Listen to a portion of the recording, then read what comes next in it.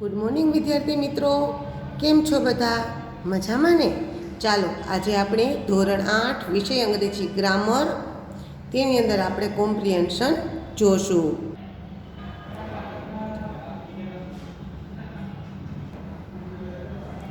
One day a crow was very thirsty. One day એટલે એક દિવસ, અ એટલે એક, ક્રો એટલે કાગડો, વોઝ એટલે હતો, વેરી થર્સ્ટી એટલે ખૂબ જ તરસ્યો. એક દિવસ એક કાગડો ખૂબ જ તરસ્યો હતો. He looked for water here and there. He એટલે તેણે, લુક્ડ એટલે જોયું, ફોર એટલે માટે, વોટર એટલે પાણી, હિયર એટલે અહીં, એન્ડ એટલે અને ધેર એટલે ત્યાં. તેણે પાણી માટે અહીં અને ત્યાં જોયું. But all the rivers were dry. પણ બધી નદીઓ સૂકી હતી. આફ્ટર સમ ટાઈમ્સ એટલે કે થોડી વાર પછી અથવા તો થોડા સમય પછી the crow so a water pot near a tree. The crow એટલે કાગડાએ, સો એટલે જોયો, વોટર પોટ એટલે કે પાણીનો ઘડો, નિયર એટલે પાસી અને ટ્રી એટલે કે ઝાડની. થોડી વાર પછી કાગડાએ એક ઝાડની પાસે એક પાણીનો ઘડો જોયો. હી ફ્યુ ક્વિકલી ધેર. તે ઝડપથી ઉડીને ત્યાં પહોંચ્યો. ક્વિકલી એટલે ઝડપથી, ધેર એટલે ત્યાં, ફ્યુ એટલે ઉડ્યો. તે ઝડપથી ઉડીને ત્યાં પહોંચ્યો. હી લુક્ડ ઇન ટુ ધ પોટ. હી એટલે તેણે, લુક્ડ એટલે જોયું, ઇનટુ એટલે માં, પોટ એટલે ઘડામાં. તેણે ઘડામાં જોયું. એન્ડ એટલે અને, શો એટલે જોયું, સમ એટલે થોડું, વોટર એટલે પાણી, ઇન એટલે માં, ઇટ એટલે તેમાં, અને તેમાં થોડું પાણી જોયું. But the water was far down in the pot. But એટલે પણ, વોટર એટલે પાણી, વોઝ એટલે હતું, ફાર એટલે દૂર, ડાઉન એટલે નીચે, ઇન ધ પોટ એટલે ઘડામાં, પણ પાણી ઘડામાં ઊંડે હતું. And he could not reach it. And એટલે અને, હી એટલે તે, કુડ નોટ એટલે શકતો નથી, રીચ એટલે પહોંચી, અને તે ત્યાં પહોંચી શકતો નથી. The crow was clever. Crow એટલે કાગડો, વોઝ એટલે હતો, ક્લેવર એટલે ચાલાક. કાગડો ચાલાક હતો. He saw some pebbles laying near a tree. He એટલે તેણે, સો એટલે જોયા, સમ એટલે અમુક, પેબલ્સ એટલે કાંકરા, લેઇંગ એટલે પડેલા, નિયર એટલે પાસે, અને ટ્રી એટલે ઝાડ. તેને ઝાડની પાસે અમુક કાંકરા પડેલા જોયા. હી પિક્ડ અપ. હી એટલે તેણે, પિક્ડ અપ એટલે કે ઉપાડ્યા, સમ એટલે અમુક, પેબલ્સ એટલે કાંકરા. તેને અમુક કાંકરા ઉપાડ્યા. વન બાય વન એટલે એક પછી એક, એન્ડ એટલે ને, ડ્રોપેટ એટલે કે નાખતો ગયો અથવા તો ચાંચમાંથી મૂકતો ગયો, તેમ એટલે તેમાં, ઇનટુ એટલે માં, અને પોટ એટલે ઘડામાં. તેણે ચાંચમાં કાંકરા ઉપાડ્યા અને એક પછી એક કાંકરા ઘડામાં મૂકતો ગયો. ધ વોટર કેમ અપ ટુ ધ ટોપ. અને પાણી ઘડાના મુખ સુધી આવી ગયું અથવા તો ઘડાના શિખર સુધી આવી ગયું. હી ડ્રેન્ક અ લોટ ઓફ. તેણે ખૂબ જ પાણી પીધું. એન્ડ ફ્યુ અવે હેપીલી. અને તે ખુશીથી ઉડી ગયો. વિદ્યાર્થી મિત્રો, અહીંયા આપણે કોમ્પ્રિહેન્શનની અંદર ક્વેશ્ચન નંબર 3 વાર્તાના આધારે પ્રશ્નોના ઉત્તર લખો એનો પેરેગ્રાફ 1 જોયો. તો તમને આ વાર્તા સમજાઈ ગઈ ને? જો તમને આ વાર્તા ન સમજાણી હોય, આમાં કાંઈ પણ ક્વેરી હોય તો તમે મને મેસેજમાં જણાવશો. નેક્સ્ટ લેક્ચરમાં એ ક્વેરીને આપણે દૂર કરી દઈશું. વિદ્યાર્થી મિત્રો, હવે આપણે આ વાર્તાના પ્રશ્ન જવાબ જોશું. Question number 1. Who was thirsty. કોણ તરસ્યું હતું? તો એ તો તમને બધાને પણ ખબર છે કે કોને તરસ લાગી હતી? કાગડાને તરસ લાગી હતી. એટલે હુની જગ્યાએ આપણે શું લખશું? ક્રો લખશું કે ક્રો વોઝ થર્સ્ટી. કાગડો તરસ્યો હતો. કોને તરસ લાગી હતી? તો કે કાગડાને તરસ લાગી હતી. Question number 2. Why did the crow not find water. શા માટે કાગડાને પાણી મળ્યું નહીં?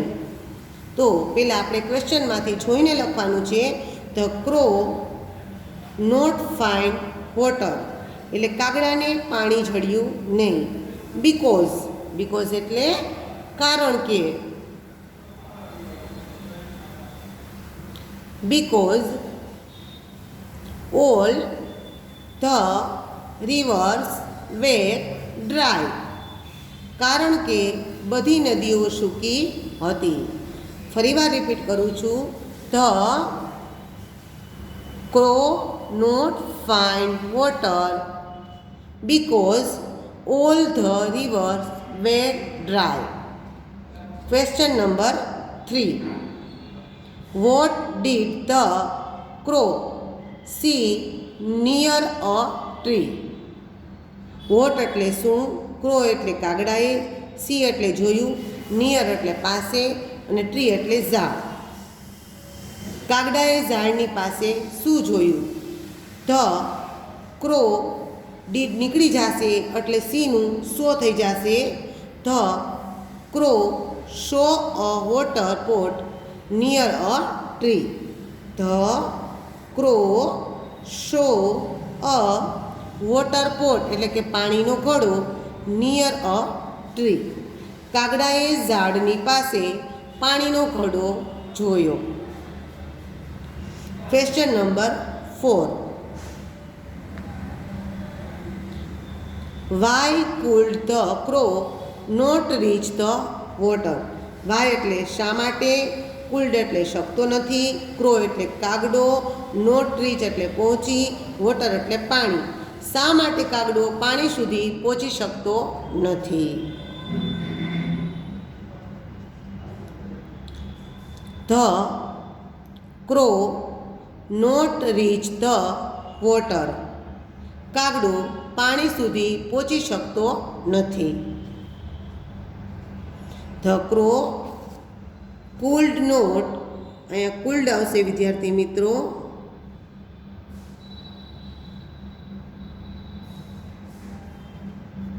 The crow could not reach the water.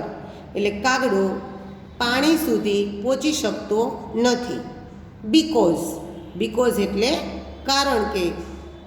The water was far down in the pot. Because એટલે કારણ કે, વોટર એટલે પાણી, વોઝ એટલે હતું, ફાર ડાઉન એટલે કે નીચે, ઇન ધ પોટ એટલે કે ઘડાની. કારણ કે પાણી ઘડામાં ખૂબ જ નીચે હતું. Question number 5. What did the crow do with the pebbles? What એટલે શું, do એટલે did એટલે કર્યું, ક્રો એટલે કાગડાએ, with એટલે સાથે, વડે, પેબલ્સ એટલે કાકરા. કાગડાએ કાકરા વડે શું કર્યું? The crow picked up some pebbles.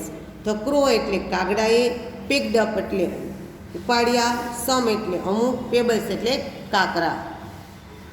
One by one and dropped them into the pot. કાગડાએ અમુક કાકરા ઉપાડ્યા અને એક પછી એક ઘડામાં મૂકતો ગયો. વિદ્યાર્થી મિત્રો, અહીંયા આપણે કોમ્પ્રિહેન્શન 1, તેમાં ક્વેશ્ચન નંબર 3, એનું વાર્તા લેખન 1, એના ક્વેશ્ચન આન્સર પણ થઈ ગયા અને તે વાર્તા પણ સમજાઈ ગઈ. તો તમને આ વાર્તા અને આ વાર્તાના ક્વેશ્ચન આન્સર સમજાઈ ગયા. જો તમને આમાં કાંઈ પણ ક્વેરી હોય તો તમે મને જણાવશો. વાર્તા number 2. A Dhobi head a donkey. ધોબી એટલે ધોબી, હેડ એટલે હતો, અ એટલે એક, ડોંકી એટલે ગધેડો. ધોબી પાસે એક ગધેડો હતો. ટુ ફીડ એટલે કે ખવડાવવા, ઇઝ એટલે તેને, ડોંકી એટલે ગધેડાને. ગધેડાને ખવડાવવા. The dhobi drove him in two the river fields near બાય. ધોબી પાસે એક ગધેડો હતો. તેમને ટુ ફીડ એટલે ખવડાવવું, ઇઝ એટલે તેને, ડોંકી એટલે ગધેડાને. ગધેડાને ખવડાવવા ધ ધોબી એટલે ધોબીએ, ડ્રોવ એટલે ચલાવ્યો, હિમ એટલે તેને, ઇનટુ એટલે માં, ધ રાઈસ ફિલ્ડ એટલે કે ચોખાના ખેતરમાં, નિયર બાય એટલે કે નજીકમાં. ગધેડાને ખવડાવવા ધોબીએ તેમને ચોખાના ખેતરની નજીકમાં ચલાવ્યો. When the farmers saw the donkey. When એટલે જ્યારે, ફાર્મર્સ એટલે ખેડૂતોએ, સો એટલે જોયો, ડોંકી એટલે ગધેડાને. જ્યારે ખેડૂતે ગધેડાને જોયો, તે ડ્રોવ હિમ out of their fields. They એટલે તેઓએ, ડ્રોવ એટલે ચલાવ્યો, હિમ એટલે તેને, આઉટ એટલે બહાર, ધેર એટલે તેમના, ફિલ્ડ્સ એટલે ખેતરને. ત્યારે તેઓએ તેમને ખેતરની બહાર કાઢ્યો. The poor donkey had no food to eat. Poor એટલે બિચારા, ડોંકી એટલે ગધેડાને, હેડ નો એટલે ન હતું, ફૂડ એટલે ખાવા, ખોરાક, અને ટુ ઈટ એટલે ખાવા. બિચારા ગધેડાને કંઈ જ ખાવા ન મળ્યું. One day the dhobi put a tiger skin on the donkey and drove him in two the field. One day એટલે એક દિવસ, ધોબી એટલે ધોબીએ, પુટ અ ટાઈગર સ્કિન એટલે કે વાઘના શરીર પર, વાઘની સ્ક્રીન ઉપર જેવા પટ્ટા હોય તેવા પટ્ટા, તેવી સ્ક્રીન તેને ગધેડા ઉપર દોરી. એન્ડ એટલે અને, ડ્રોવ એટલે ચલાવ્યો, હિમ એટલે તેમને, ઇન્ટુ એટલે માં, ફિલ્ડ એટલે ખેતરમાં. એક દિવસ ધોબીએ ગધેડાની સ્કીન ઉપર વાઘની સ્ક્રીન જેવી એટલે કે વાઘના સ્ક્રીન જેવા પટ્ટા દોર્યા અને તેને ખેતરમાં ચલાવ્યો. The farmers thought that it was a real tiger. Farmers એટલે ખેડૂતોએ, થોટ એટલે વિચાર્યું, ધેટ એટલે તે, ઈટ એટલે તે, વોઝ એટલે હતો, અ એટલે એક, રિયલ એટલે સાચો, ટાઈગર એટલે વાઘ. ખેડૂતોએ વિચાર્યું કે આ સાચો વાઘ છે. સો એટલે કે તેથી, they rain away from there fields. સો એટલે તેથી, ધે એટલે તેઓ, રેન એટલે દોડ્યા, અવે એટલે દૂર, ફ્રોમ એટલે માંથી, ધેર એટલે તેમના, ફિલ્ડ્સ એટલે ખેતરો. ગધેડાને જોઈ અને ખેડૂતોને લાગ્યું કે આ ખરેખર વાઘ આવ્યો, સાચો વાઘ આવ્યો. તેથી તેઓ ખેતરથી દૂર દોડી ગયા. The donkey enjoyed eating in the fields the hall day. Donkey એટલે ગધેડાએ, એન્જોય એટલે મજા માણી, ઇટિંગ એટલે ખાવાની, ઇન એટલે માં, ફિલ્ડ એટલે ખેતરમાં, હોલ ડે એટલે કે આખો દિવસ. ગધેડાએ આખો દિવસ ખેતરમાં ખાવાની મજા માણી. વાઇલ કમિંગ એટલે કે થોડી વાર પછી, કમિંગ એટલે આવ્યો, બેક એટલે પાછો, ફ્રોમ એટલે માંથી, ફિલ્ડ એટલે ખેતર. થોડી વાર પછી ખેતરમાંથી પાછો આવ્યો. He was so happy. હી એટલે તે, વોઝ એટલે હતો, સો એટલે તેથી, હેપી એટલે ખુશ. તેથી તે ખુશ હતો. તે હી બેગન ટુ બ્રે લાઉડલી. હી એટલે તેણે, બેગન એટલે શરૂ કર્યું, ટુ બ્રે એટલે ભૂંકવાનું, લાઉડલી એટલે મોટેથી. તેણે મોટેથી ભૂંકવાનું શરૂ કર્યું. હી હો એટલે કે હોંચી હોંચી. When the farmers heard this. When એટલે જ્યારે, ફાર્મર્સ એટલે ખેડૂતોએ, હર્ડ એટલે સાંભળ્યું, ધીસ એટલે આ.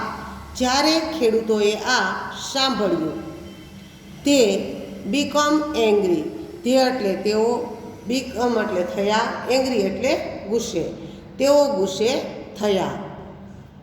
They coat. ધે એટલે તેઓએ, કોટ એટલે પકડ્યો, ધ ડોંકી એટલે ગધેડાને, વિથ એટલે સાથે, ટાઈગર સ્કિન એટલે કે વાઘની સ્ક્રીન સાથે, એન્ડ એટલે અને, બીટ એટલે માર્યો, હિમ એટલે તેને, વિથ એટલે વડે, સ્ટિક્સ એટલે લાકડી.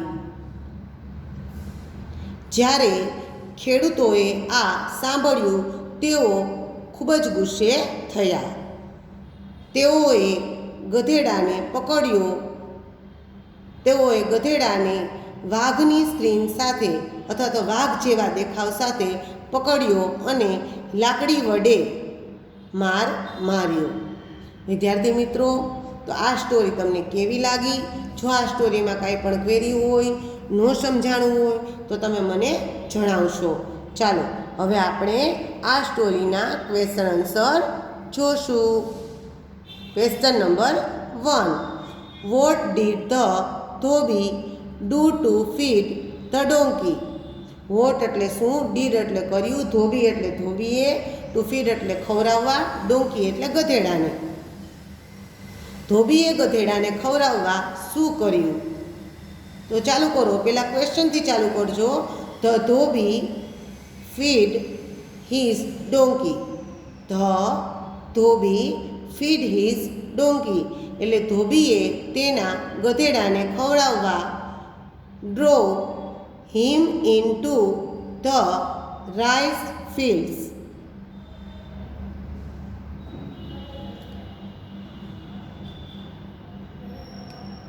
nearby.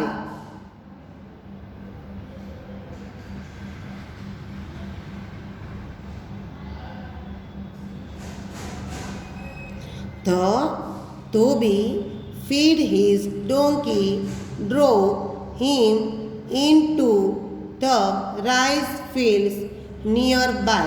જો વિદ્યાર્થી મિત્રો, અહીંયા પેરેગ્રાફની અંદર પણ લખ્યું છે કે the Dhobi feed his donkey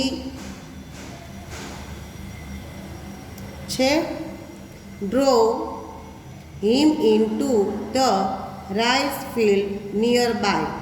આ ક્વેશ્ચનનો આન્સર આવશે કે ધોબીએ તેના ગધેડાને ખવડાવવા માટે ચોખાના ખેતરની નજીક ચલાવ્યો. Question number 2. What did the farmers do? ખેડૂતે શું કર્યું? તો એમાં આવશે અહીંયા બીજા પેરેગ્રાફની અંદર van the farmers saw the donkey. Van the farmers saw the donkey જ્યારે ખેડૂતોએ ગધેડાને જોયો. They ડ્રોવ him out of their fields. તેઓએ તેમને ખેતરની બહાર કાઢ્યો. Van the farmers saw the donkey they ડ્રોવ him out of field, out of their fields. વિદ્યાર્થી મિત્રો, અહીંયા ક્વેશ્ચન નંબર 1 અને 2 કમ્પ્લીટ થયા. હવે આપણે ક્વેશ્ચન નંબર 3 જોશું. What did the dhobi do then? What એટલે શું, ડીડ એટલે કર્યું, ધોબી એટલે ધોબીએ, ધેન એટલે પછી. પછી ધોબીએ શું કર્યું?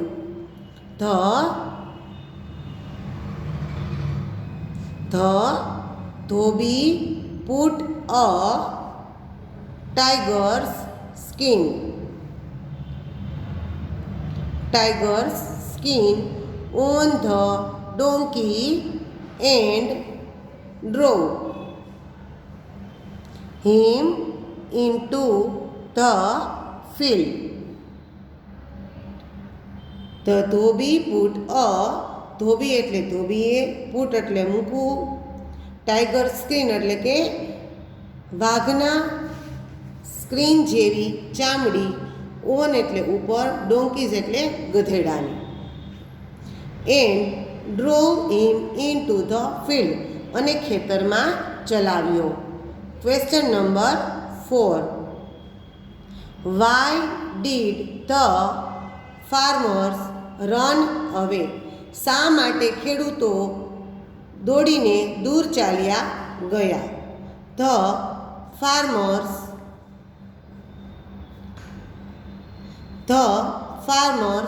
એટલે કે ખેડૂતોએ થોટ એટલે કે વિચાર્યું. The farmers thought that it was a real tiger, so they ran away from their field.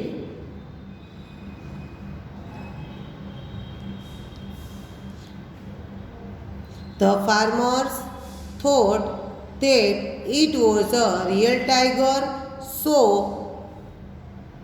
they ran away from their field. Question number 5. Which words show the sound of a donkey? Which words show the sound of a donkey. Which એટલે કેવા, words એટલે શબ્દોમાં, show એટલે બતાવ્યો છે, sound એટલે અવાજ, of એટલે નો, ડોંકી એટલે ગધેડાનો. ગધેડાનો કેવો અવાજ બતાવ્યો છે અથવા તો ગધેડાએ કેવો અવાજ કર્યો. પેલા પ્રશ્નમાંથી જોઈને લખો. The sound of a donkey, the sound of a donkey brave loudly, hee haw, hee haw. The sound of a donkey brave loudly, hee haw, hee હો. વિદ્યાર્થી મિત્રો, અહીંયા આપણે કોમ્પ્રિહેન્શનમાં વાર્તા ઉપરથી પ્રશ્નોના ઉત્તર લખો. તેમાં આપણે વાર્તા 1 અને 2 જોઈ. જો આ વાર્તાની અંદર તમને કાંઈ પણ ક્વેરી હોય તો તમે વિશાલ સરને મેસેજમાં જણાવી શકો છો. આની સાથે સાથે હું તમને PDF પણ મોકલીશ. તે PDFમાંથી જોઈ અને આટલું તમારે મને ગ્રામરમાં ઉતારી અને ફોટા પાડીને બતાવવાનું રહેશે. તો વિદ્યાર્થી મિત્રો, નેક્સ્ટ લેક્ચરમાં આપણે ફરી મળીશું.